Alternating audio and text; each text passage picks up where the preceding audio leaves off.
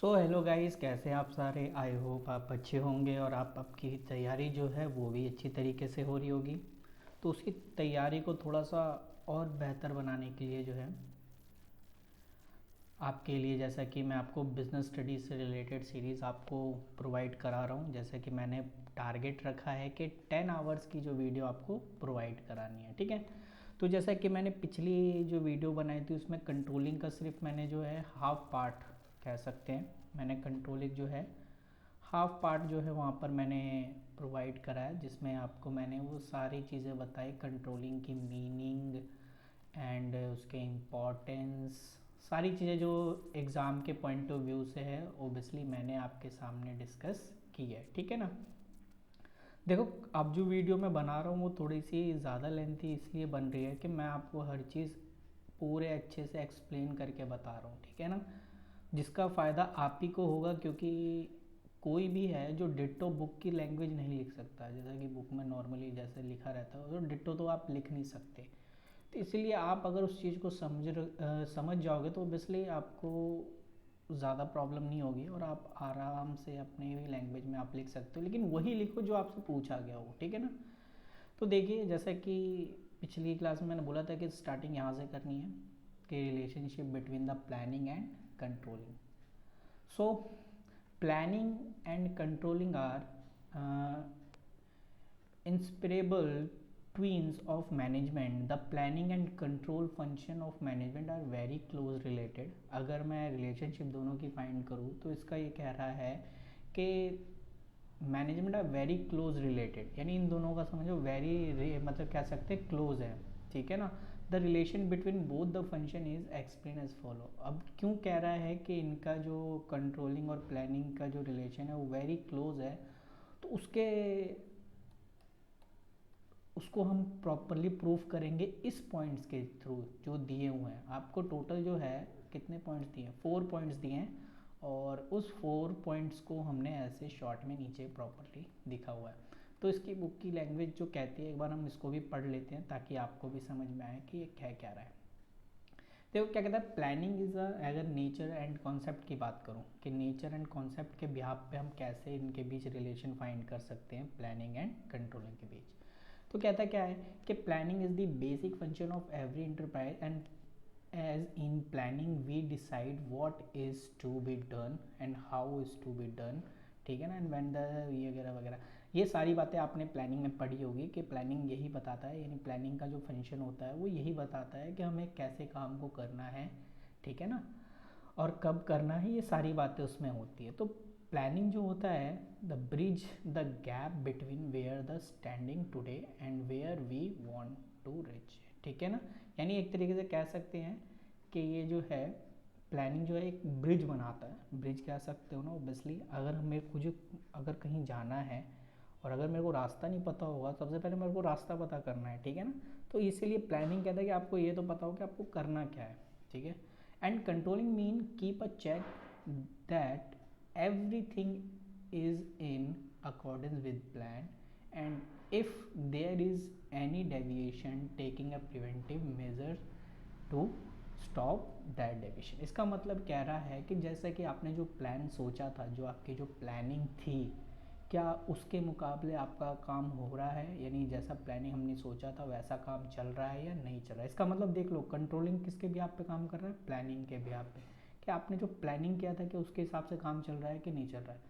और अगर उनके बीच कोई भी डेविएशन आती है, कोई भी अगर उसमें कमी आती है, तो ओब्वियसली आप उसी को जो है उसी समय उसको स्टॉप कर दोगे, या जो भी उनकी कमी होगी उसको आप सॉल्व करोगे। तो हम ये कह सकते हैं, the meaning of controlling make a clear that controlling function is undertaken for right and timely implementation of plan, ठीक है ना। तो आप यहाँ पर समझ चुके होंगे कि कह सकते हैं कि प्लानिंग और कंट्रोल का यहाँ किस तरीके से रिलेशनशिप है, कि प्लानिंग जो है आपको एक बताता है कि कैसे काम को करना है, ठीक है।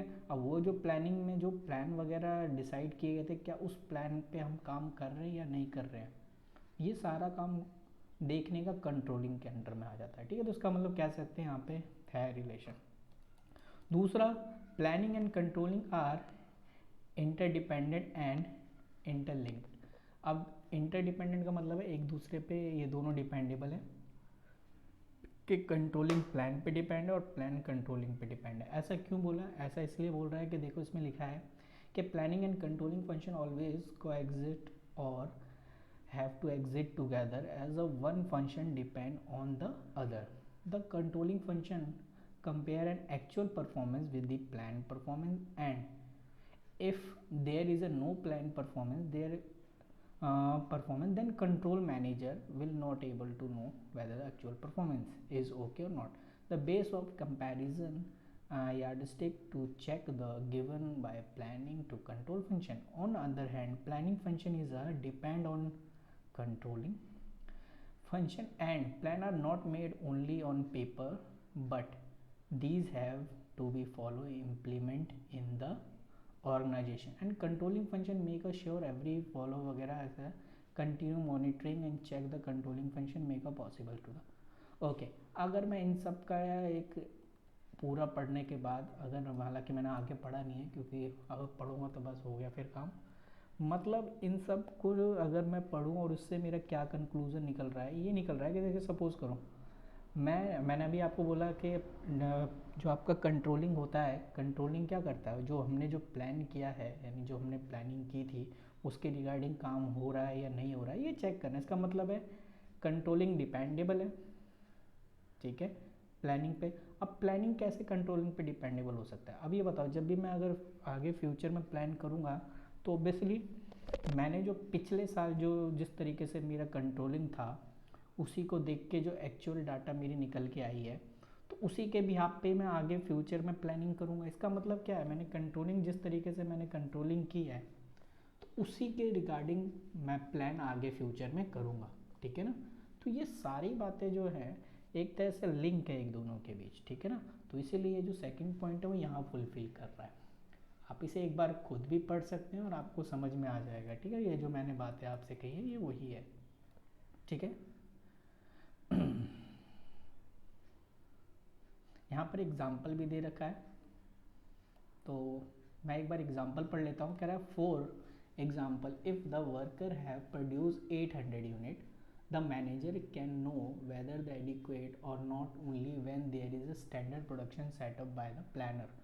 So the base of comparison come from planning only, and on the other hand if standard target 1000 unit then controlling manager make sure that there is improvement in the performance and the employee achieve the set target. इसका मतलब है जैसे suppose को planning जो थी हमारी ये थी कि 800 यूनिट जो है बना के हम तैयार करेंगे, ठीक है। लेकिन हमने इस तरीके से कंट्रोलिंग किया, हर चीज़ को इस तरीके से प्लान किया, कंट्रोल किया, तो उससे हम जो है हमारा जो स्टैंडर्ड टारगेट है, अब जैसे हमने 800 यूनिट तो बना दिया, अब हमारा जो स्टैंडर्ड टारगेट है 1000, तो देन कंट्रोल लास्ट की लाइन क्या लिखा है कि if the standard target is 1000 units then controlling manager make sure that there is improvement in the performance। तो इसका मतलब ये है कि कंट्रोलिंग मैनेजर जो है वो ये श्योर करेगा कि इम्प्रूवमेंट परफॉर्मेंस जो एम्प्लॉय का जो है वो थोड़ा सा अचीव करे, ठीक है ना। किसके रिगार्डिंग? जो हमारा टारगेट है 1000, हम एम्प्लॉय को मोटिवेट करेंगे, ठीक है। तो ये सारी चीज़ें किससे रिलेटेड है? Obviously planning. तो क्यों? क्योंकि हमारा जो प्लानिंग था उसी के रिगार्डिंग हमें काम करना है, टारगेट सेट करना है, ठीक है ना। क्योंकि फ्यूचर में देन अगला कोई प्लानिंग होगा तो ओबियसली पास्ट की चीज़ों को ही तो देख के किया जाएगा। तो पिछले साल जो हमारा जिस तरीके से हमने कंट्रोलिंग करके यूनिट्स को प्रोड्यूस किया था, ठीक है ना। तो आई होप आपको ये चीज़ें समझ में आ गई होगी, ठीक है ना। आगे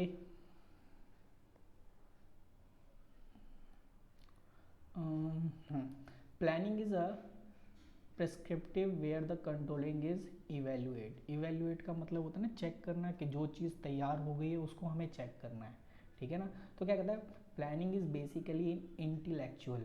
इंटेलेक्चुअल का मतलब होता है इंटेंजिबल के हिसाब से, कि हम जो भी प्रोसेस यानी जो भी हम काम कर रहे हैं वो सारा का सारा क्या है, थिंकिंग ही तो है। Comparison, thinking, lot of thinking, सोचना। अब ये सोच कहीं दिखाई देती है क्या? नहीं ना। तो ये कह सकते हैं इंटेलेक्चुअल, ये माइंड का गेम है इंटेलेक्चुअल। और इसी से आपको अगर देखा हो तो आपको इंटेलेक्चुअल प्रॉपर्टी राइट, जिसमें आपका पेटेंट्स, ट्रेडमार्क, कॉपी राइट, ये सारी चीज़ें जो है इंटेलेक्चुअल प्रॉपर्टी। क्यों? क्योंकि ऑब्वियसली थिंकिंग लोगों की सोच होती है जो कि सबसे अलग होती है, ठीक है ना। तो ये कहता है प्लानिंग इज अ इंटेलेक्चुअल, ठीक है ना। एंड अगर मैं बात करूँ कंट्रोलिंग, तो controlling on the other hand evaluate the check whether the desire cause action follow और नॉट। तो कंट्रोलिंग का एक तरीके से ये कह सकते हैं, कंट्रोलिंग जो होता है ये चेक करता है कि जो हमारा जो प्लानिंग था, जो हमारी इच्छा थी, जो डिज़ायर था, जो हमें स्टैंडर्ड हमने जो तय किया था कि हम इतना यूनिट बनाएंगे, क्या उसके अकॉर्डिंग यूनिट बना है या नहीं बना है, ठीक है। अगर बना है तो ऑब्वियसली हम अचीव कर रहे हैं अपने सक्सेस। अगर नहीं हुआ है तो हम उसमें कमियां देखेंगे कि क्या कमी थी जो उससे, ये तो बात की बात होती है, उतना कुछ आपने इतना नहीं लिखना। बाकी अगर आप इसमें बना के लिख सकते हो तो आराम से लिख लोगे, ठीक है ना। तो आई होप आपको ये चीज़ समझ में आई होगी कि इसमें जो क्या लिखा है। तो जैसा कि आप ही को ये ट्री दिख रहा हो तो ऑब्वियसली आप इसे जो है नोट कर सकते हो। और इसमें अगर आपको लगता है कि थोड़ी लैंग्वेज थोड़ी ख़तरनाक है तो ऐसा कुछ नहीं है। अगर आप चाहो तो इनमें से जो आपको अच्छा लगता है मीनिंग, आप प्रॉपर्ली उसे ले सकते हो, कोई दिक्कत नहीं है। लेकिन एक बार ज़रूर पढ़ लेना उसे, आप पढ़ सकते हो, मैं ये नहीं कह रहा, इसको आप पढ़ सकते हो जितना मैंने यहाँ लिया। मैं आपको ऐसे पढ़ा रहा हूँ, आप वीडियो पॉज करके देखो। पढ़ने का तरीका दो होता है, ठीक है ना। आप जैसे ये वीडियो पॉज करके आप पढ़ के फिर उसके बाद सुन सकते हो तो आपको ज़्यादा समझ में आएगा। लेकिन अगर आप ऐसे ही बस देखते रहेंगे तो मेरे ख्याल से मेरा भी वेस्ट ही जाएगा जो मैं आपको करा रहा हूँ, ठीक है ना। ओके, तो जैसा कि लास्ट टॉपिक है इस चैप्टर का, और आई होप ये इम्पॉर्टेंट इसलिए भी है कि बहुत बार पूछा गया है एग्ज़ाम में, ठीक है ना। हालांकि लास्ट टॉपिक ही है, इसमें और कोई टॉपिक आपको कराने लिए है नहीं, ठीक है ना।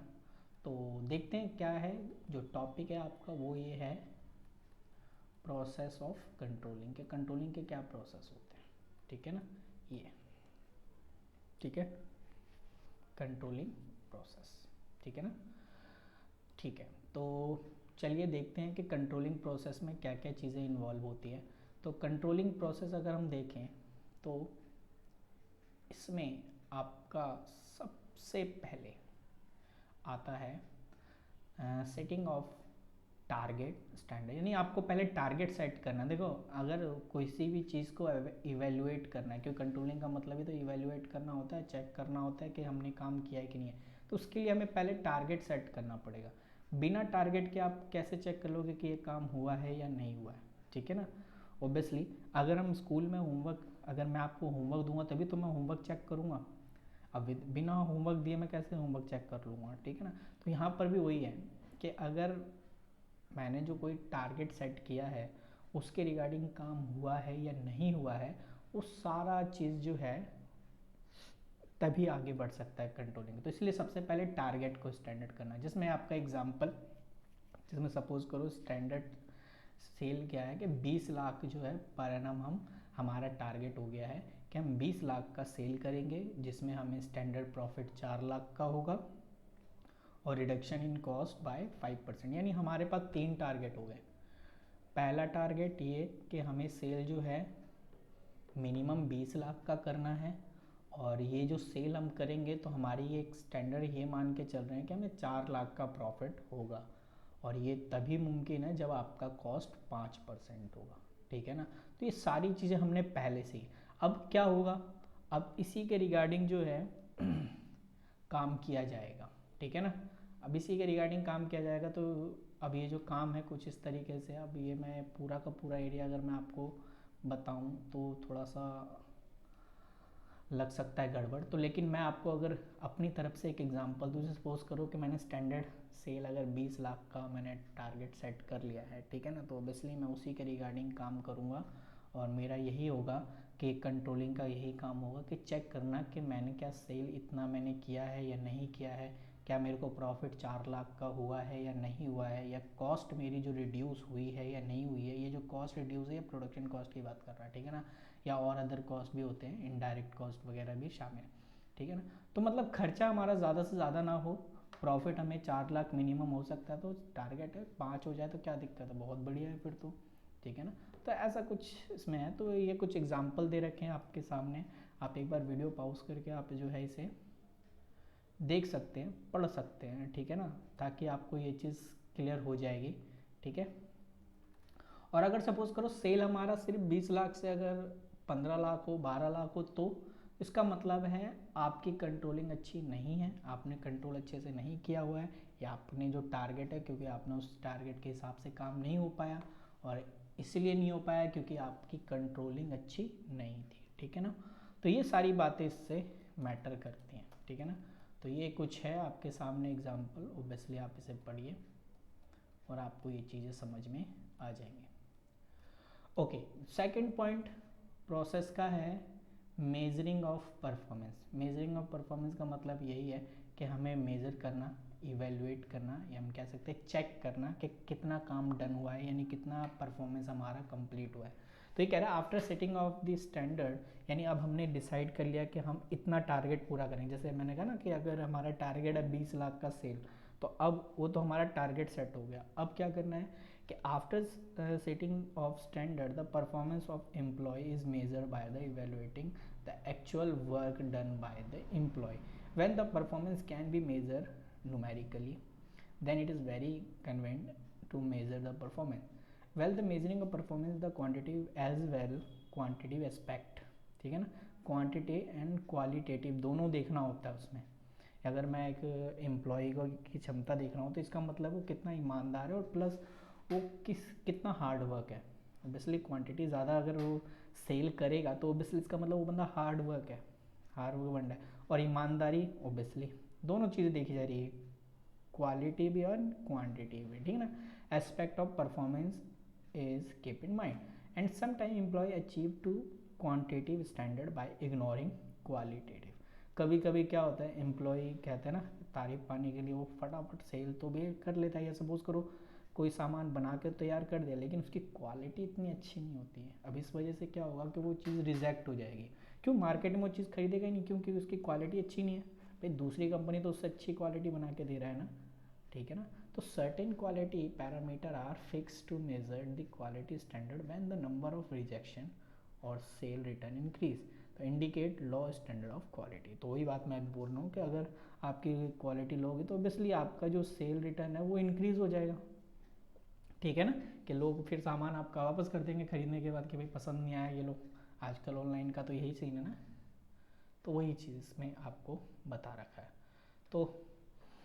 तो समझ में आया आपको इसमें इसका क्या है। तो general the performance of manager measure by looking overall efficiency level of organisation and performance of research and development department to measure, ठीक है ना, to measure by change in technology and updation of production department. The performance financial department is measured by checking the solvency liquidity ratio। यानी ये सारी चीज़ें वो कर रहा है कि पहला ये चेक कर रहा है, प्रोडक्शन की क्वालिटी चेक करने के लिए वो टेक्नोलॉजी ला सकता है, ठीक है ना, अपडेशन या अपग्रेड कर सकता है प्रोडक्शन डिपार्टमेंट में। फाइनेंस डिपार्टमेंट में ये चेक कर सकता है कितना सॉल्वेंसी लिक्विडिटी रेशियो है, सॉल्वेंसी या रेशियो, ये सब आपके को पहले ही पता है, आप कॉमर्स के स्टूडेंट हो यार इतना मुझे बताने की जरूरत नहीं है। And the performance must be made by periodically in short period of time. Periodically एक होता है परपेचुअल बेसिस पे यानी रेगुलर बेसिस, और पीरियोडिकली मतलब होता है जैसे मंथली हो गया, एक बार चेक जरूर करें, ठीक है ना, time, short period of time. Okay, तो आई होप आपको सेकंड पॉइंट भी समझ में आ गया। अब थर्ड पॉइंट क्या कहता है, कंपेयर परफॉर्मेंस अगेन। देखो पहले मैंने टारगेट सेट किया, टारगेट सेट के करने के रिगार्डिंग अब मैं उसका मेज़र कर रहा हूँ कि कैसे कैसे कौन कौन किस काम को करेगा, ठीक है ना। अब काम के लिए मैंने एम्प्लॉयज़ वगैरह और जो भी मेरी टेक्नोलॉजी थी वो सारा भी मैंने क्या कर लिया, उसके रिगार्डिंग लगा दिया। अब वो लोग काम कर रहे हैं। अब काम करने के बाद क्या आएगा, अब हम कंपेयर करेंगे परफॉर्मेंस अगेंस्ट स्टैंडर्ड, ठीक है। हम ये करेंगे जो हमारा टारगेट था 20 लाख का, क्या वो कंप्लीट हो पाया या नहीं हो पाया। अगर नहीं हो पाया तो ऑब्वियसली उसमें कुछ ना कुछ फॉल्ट आएगा, डेविएशन आएगा, जिसे हम उस डेविएशन को, अगर माइनर डेविएशन है तो ऑब्वियसली हम उसे सॉल्व करके उसे हम ख़त्म कर देंगे, ठीक है ना। और यही लिखा है इसमें कि if deviation is minor then should be ignore, but if the deviation is more then timely action must be. छोटा मोटा है गलती तो चलो कोई नहीं, चल जाता है, लेकिन अगर उसमें कुछ बड़ी प्रॉब्लम आ जाती है तो ऑब्वियसली उसे टाइम से पहले इसको क्या करना पड़ेगा, शॉर्ट आउट करना पड़ेगा, ठीक है ना। ओके, तो फोर्थ पॉइंट, एनालाइज डेविएशन, और डेविएशन यानी जो भी आपके जो है all deviation are not abroad notice और top management range of this. तो beyond the range should be knowledge of the, it must be divided in deviation to category. एक होता है क्रिटिकल पॉइंट। देखो जो डेविएशन यानी जो कमी आई है वो दो तरीके की हो सकती है, ठीक है ना, जो कि है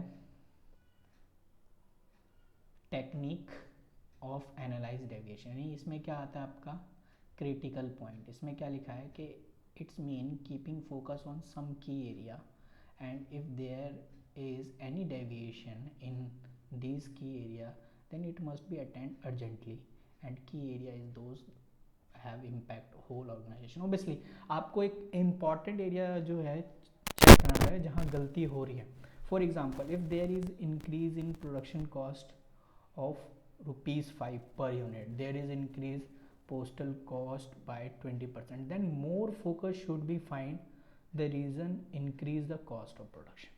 कि भाई ऐसा क्या वजह हो रही है कि इसका जो कॉस्ट ऑफ प्रोडक्शन जो हो रहा है वो हाई हो रहा है, ऐसे कैसे। और आपको पता है जब कॉस्ट ऑफ प्रोडक्शन हाई होगा तो आपकी प्रॉफिट जो है, जो हमारा टारगेट था 4 लाख का, वो प्रॉफिट नहीं अचीव हो पाएगा, क्या पता लॉस में चला जाए, ठीक है ना। तो ये सारी चीज़ें, ये बड़ा मेजर है, ठीक है ना।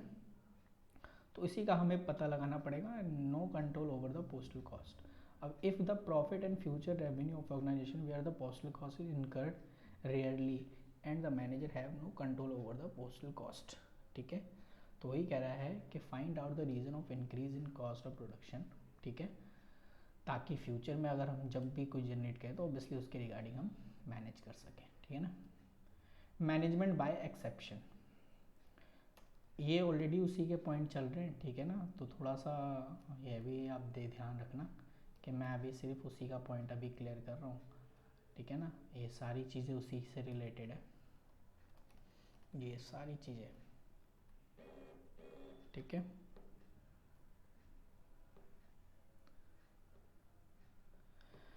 तो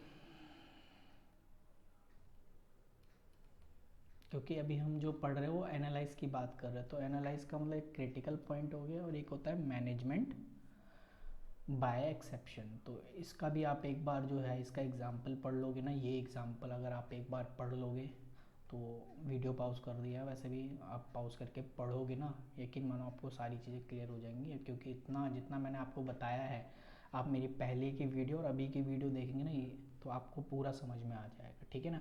और कुछ वर्ड जैसे अगर आपको लगता है कि ये वर्ड मेरे को समझ नहीं आ रहा है, एक बार डिक्शनरी में मारो उसे और चेक करो इसका मतलब क्या है, फिर देखो फटाक से आपको और क्लियर हो जाएगा, ठीक है ना। कि कुछ चीज़ों को हम उसी टाइम सॉल्व करें तो बेस्ट है, ये नहीं कि भाई ना समझ में आ रहा है छोड़ो बाद में पढ़ेंगे, ऐसा नहीं होता है, ठीक है ना। ओके, जो 4 पॉइंट अगर हम प्रोसेस पे बढ़ लें, क्योंकि हमारा जो वीडियो है अगर मैं ढंग से और समझाने लगा तो वीडियो और थोड़ी लंबी जाएगी, इसलिए थोड़ा सा चेक करना है। फिफ्थ पॉइंट है टेकिंग करेक्टिव मेजर। इसका मतलब है लास्ट डिसीजन जो है एनालाइज करने के बाद अब हम इसका एक करेक्टिव मेजर करेंगे, ठीक है ना। इसका मतलब क्या है, on comparing the actual performance with the plan performance the manager will come to know about the deviation between the plan and actual performance.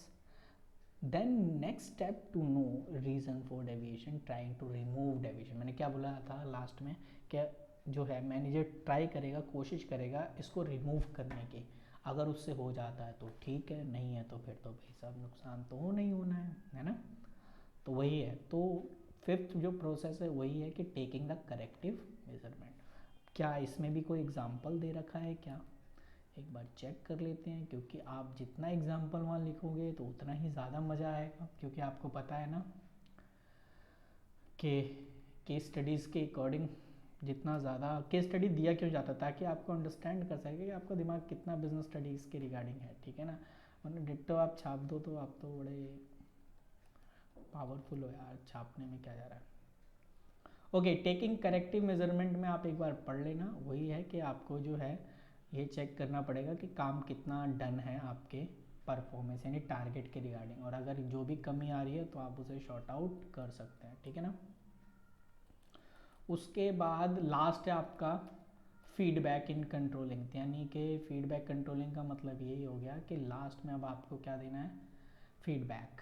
तो इसमें क्या है, controlling function does not and by taking corrective action continuous process after suggesting the corrective measure of a feedback report is prepared and feedback report feedback जो refer है to the list reason by deviation of plan for efficiency in overall working of organization along with reason and corrective measure also specified the feedback report। देखो ऐसा नहीं है manager आपको, अगर manager की salary hi fi होती है, लेकिन अगर आपको देखा जाए तो देखो किस तरीके से उसको एक रिपोर्ट बना के देनी पड़ रही है एंड में कि कितना % काम डन है कि नहीं है, क्या गलती आई उसको किस तरीके से आपने सॉल्व किया। क्यों देना पड़ रहा है? क्योंकि अगर जब तक ये फीडबैक नहीं देगा ना कंट्रोलिंग का, आगे की प्लानिंग नहीं हो पाएगी। आगे अभी आज जो गलती हुई है वो चाहेगा फ्यूचर में उस गलती को कम से कम किया जाए, तो ऑब्वियसली फीडबैक का प्रॉपरली स्टेटमेंट देगा ना। तो इसीलिए मैनेजर ये सारी चीज़ें जो है, और ये बोल भी रहा है the feedback report and feedback act based on establish the standard for next year and controlling process again start from first step. और फिर दोबारा जो है फ्यूचर में दोबारा प्लानिंग की जाएगी। तो मैंने क्या कहा, देखो प्लानिंग डिपेंड कर रहा है ना कंट्रोलिंग पे, कि कंट्रोलिंग में जो जो कमी आई है उसको सॉल्व करके फिर नया प्लानिंग बनेगा, और फिर जो नई प्लानिंग होगी उसके रिगार्डिंग कंट्रोलिंग की जाएगी। तो ये एक दूसरे पे डिपेंडेबल हैं, इंटरडिपेंडेबल जिसकी हम बात कर रहे थे। तो ये कुछ पॉइंट्स आपको इस चैप्टर में मिले हैं। तो आई होप आपको ये चीज़ समझ में आई होगी, और मेरा भी यही मोटिव था कि मैं आपको समझाऊं। हालांकि ये वीडियो मैं चाहूँ तो 2 घंटे की बना सकता हूँ और 1 घंटे की बना सकता हूँ, डिपेंड करता है मुझ पे। बट आप में इतनी फ़िलहाल तो शक्ति नहीं है कि आप 1 घंटे की वीडियो कंटिन्यू देख सकें। तो मैंने यही टारगेट किया है कि एक चैप्टर को मैं 2 कह सकते हैं ना कि 2 पार्ट में डिवाइड करूँगा, हाफ एन आवर, ताकि आप जो है उसको अच्छे से पढ़ लो। इसमें और कुछ नहीं है, मैं आपको क्वेश्चंस थोड़े बहुत दे सकता हूँ, ठीक है ना। तो ये मैं जो, आप चाहो तो इसका स्क्रीनशॉट ले सकते हो, ठीक है ना।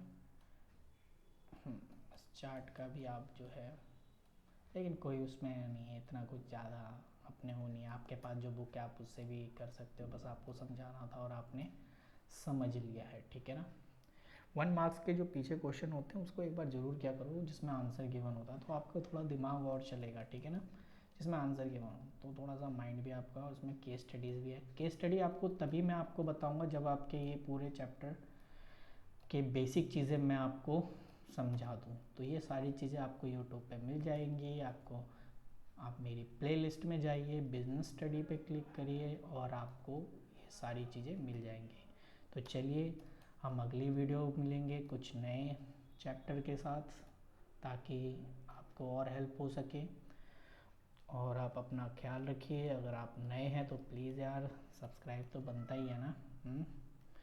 और ये चीज़ आप अपने दोस्तों में भी, कौन सी बुरी चीज़ तो है नहीं, आप अपने दोस्तों में भी इसको फैला सकते हैं ताकि उनकी भी हेल्प हो सके। तो चलिए टेक केयर, बाय।